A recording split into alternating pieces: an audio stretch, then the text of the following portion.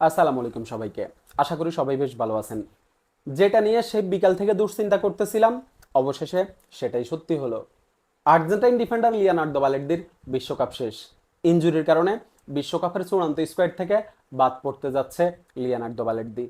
বালের্দির injury নিউজটা সেই বিকালে পাইছিলাম, তবে যেই সোর্স থেকে নিউজটা পাইছিলাম ওই সোর্সটা আমার কাছে একটু কম বিশ্বাসযোগ্য মনে হয়েছে, যার কারণে আর্জেন্টাইন সাংবাদিক গাস্তোনাদুল, TYC sports, TNT sports Argentina, Argentine এই মিডিয়াগুলার নিউজের জন্য অপেক্ষা করতেছিলাম।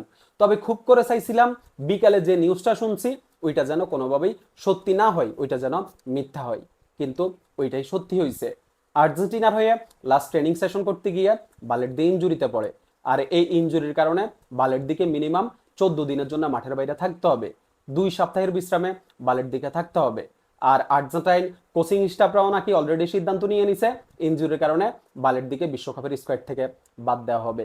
আমার কাছে মনে হয় যে কোনো আর্জেন্টাইন ফ্যানই এই মুহূর্তে বালের্দির ইনজুরির নিউজটা শোনার জন্য প্রস্তুত না, কারণ অলরেডি আর্জেন্টিনা চূড়ান্ত স্কোয়াডে থাকা বেশ কিছু প্লেয়ার ইনজুরিতে ভুগতেছে। বিশ্বকাপের বাকি আছে আর মাত্র 5 দিন। আমরা এখনো আমাদের বিশ্বকাপের চূড়ান্ত স্কোয়াডে থাকা অনেক প্লেয়ারকে নিয়ে এখন আমরা টেনশন করতেছি, অনেকে এখনো ইনজুরির সাথে লড়াই করতেছে। তার উপরে এখন বালের্দির মতো একজন পুরো ফিট প্লেয়ার ইনজুরির কারণে বিশ্বকাপের স্কোয়াড থেকে বাদ পড়ে গেছে। বালের্দির বিশ্বকাপে না থাকাটা আর্জেন্টিনার জন্য বিশাল লস। আর্জেন্টিনা বিশ্বকাপে বালের্দিকে অনেক মিস করবে। বালের্দি আর্জেন্টিনার স্কোয়াডে খুবই গুরুত্বপূর্ণ একজন ডিফেন্ডার ছিল। বালের্দির বহুমুখী দক্ষতা, বিভিন্ন পজিশনে খেলতে পারার কারণে বালের্দি খুবই গুরুত্বপূর্ণ একজন ডিফেন্ডার ছিল। ক্রিশ্চিয়ান রোমেরোর ব্যাকআপ, এরপরে হচ্ছে right side centre back, left side centre back, দুই পজিশনে খেলার জন্য বালের্দি খুবই দক্ষ ছিল। এরকম একজন ডিফেন্ডারের সার্ভিস আমরা বিশ্বকাপে মিস করব। বালের্দিকে আমরা বিশ্বকাপে পাবো না, এটার চেয়েও খারাপ খবর আমার কাছে মনে হয় যে এই মুহূর্তে আর কিছু হয় না। এখন বালের্দি তো ইনজুরির কারণে বিশ্বকাপের স্কোয়াড থেকে বাদ পড়বে, এটা এখন অনেকটাই হচ্ছে কনফার্ম। আর্জেন্টাইন কিছু মিডিয়া এটা নিয়ে হচ্ছে আপনার নিউজ করে ফেলছে। তো বালের্দির রিপ্লেস হিসাবে আপনি আর্জেন্টিনার বিশ্বকাপের স্কোয়াডে কোন ডিফেন্ডারকে চান? আমি জানি এখানে অনেকেই বলবেন হচ্ছে মার্কো সেন্সি, অনেকেই বলবেন হচ্ছে জাহিদ আবনার রোমেরো। আমি আপনাদের প্রতি সম্মান রেখে বলছি, আবার এই দুইটা প্লেয়ারের প্রতিও আমি সম্মান রেখে বলছি, জাহিদ আবনার রোমেরো এবং মার্কো সেন্সি দুইজনেই তাদের ক্লাবের হয়ে দুর্দান্ত একটা সিজন কাটাইছেন, ধারাবাহিক হয়ে পারফর্ম করছেন।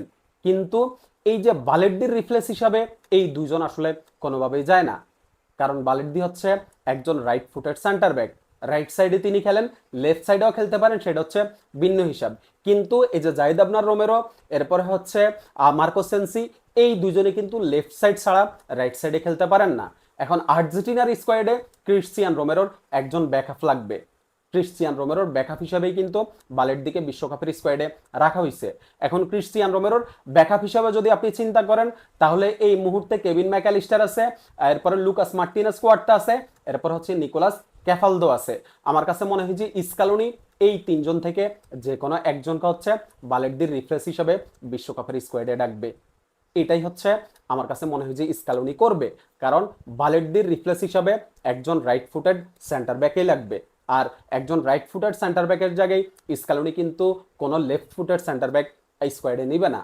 এখন আপনার কাছে আসলে কি মনে হয় বালের্দির রিপ্লেস হিসাবে আর্জেন্টিনার বিশ্বকাপের স্কোয়াডে কোন প্লেয়ার ডাক পাইতে পারে সেটা আপনি কমেন্টে জানাইতে পারেন। ধন্যবাদ সবাইকে। আবারও বলছি, বালের্দির এই ইনজুরিটা আর্জেন্টিনাকে বিশ্বকাপে বেশ ভোগাবে।